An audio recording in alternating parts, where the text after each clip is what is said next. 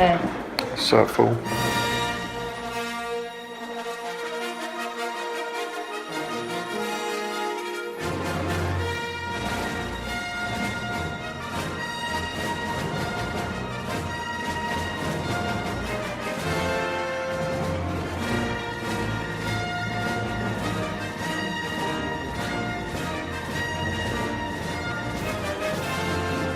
Is it possible to describe historical events in an unbiased way? No. I don't know. Words of wisdom, Eddie Serena. Thank you. No. Why not? There's two sides to every story. Boom, you're welcome. Oh.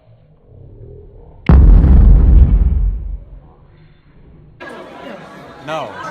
No. Yeah, it is. Boom. Words of wisdom. Sam, tell us. Unofficial yearbook duty vibe. Mission failed. We'll get them next time. I personally don't think that it's possible to describe historical events in an unbiased way. Can you elaborate a little more on that? I don't think it's possible because everybody has preconceived notions from their birth whenever their parents have raised them, like teaching them this is right, this is wrong. So you might have opinions about something that happened, and that affects the way you tell it. Wow. Wow. That was deep. Yes. Evidently. No. Power wagon. No. Yes. Let's take a break from tea time and answer this question. Are you trying to find something revealing about teachers? Okay, I have a Glock in my Rari. It's the one and only Digo Double G. Snoop Dogg.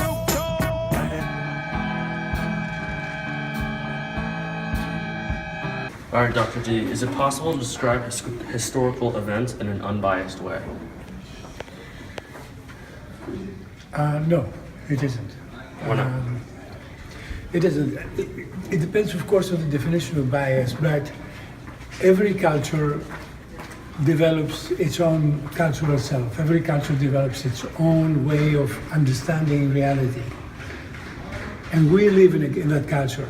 So by living in that culture, we adopt and embrace the ways in which that culture looks at reality.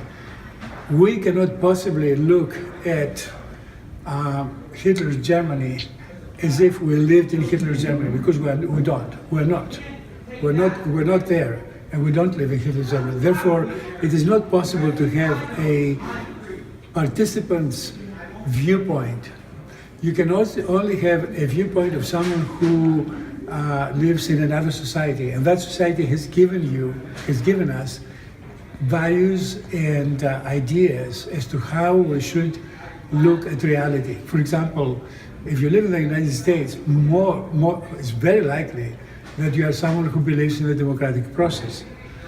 That doesn't mean that there are not others who don't, but if you do believe in the democratic process, then by definition, you're looking at Hitler as a tyrant. On the other hand, if you lived in Germany in the 1930s, you could have been amongst a multitude of people who thought that Hitler was the answer to their prayers. So it's not really possible 100% to be objective. What it is possible is to develop a critical thinking skills, and to question yourself and try to see where exactly are you in that process of understanding. You know, if you understand where you are and what kind of powers of understanding you have, then you begin to realize that there is the possibility of placing yourself in the shoes of the participant. Okay, so it is possible for anybody to become Hitler, given the appropriate conjuncture of circumstances. It's possible for a nice kid to be a nice student, to be gotten into some kind of trouble because he's in bad company. So you have to be able to develop the empathy that's required to understand history in depth. All right. Thank you. Thank you, Dr. D. Thank you, Dr. D.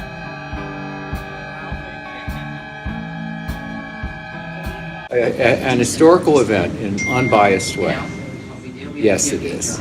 What about the saying that there's two sides to every story? There's two sides to every story. Well, there's two sides to every story, so long as it's a lie. I think you can describe a historical event.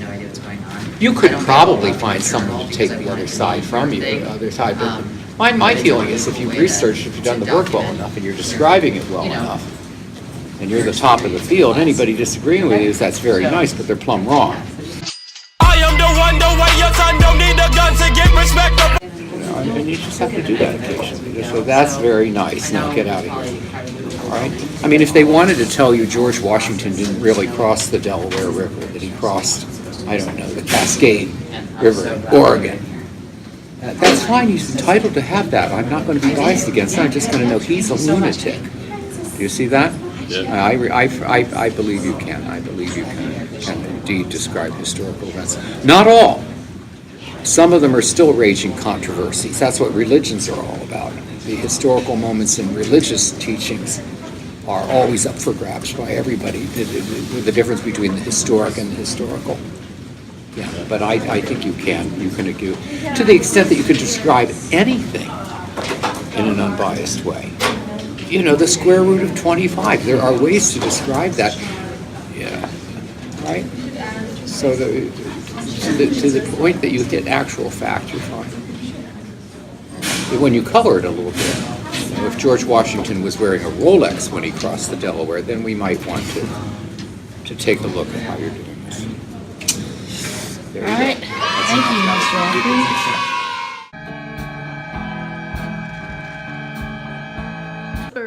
Beck and Nick. Looking good. Nick's back a pose. This is the rally of the competition. Oh, what a point! Jean-Michel Say raises his hand, the crowd. Well, You know, students of Canterbury, they didn't come up with a very clear answer on our question if history can be unbiased. So, yeah. It's deep! It is good! Mr. Lochran, good friend of mine, he said, Mr. Lochran believes that historical events can be described in an unbiased way, but he says not all. Not all. Not all. He says that religious things are always up for grabs, like religious stories. Mr. Lochran says you have to know historic from historical. He talked about how Washington flipped a coin across the Delaware River. What's the coin?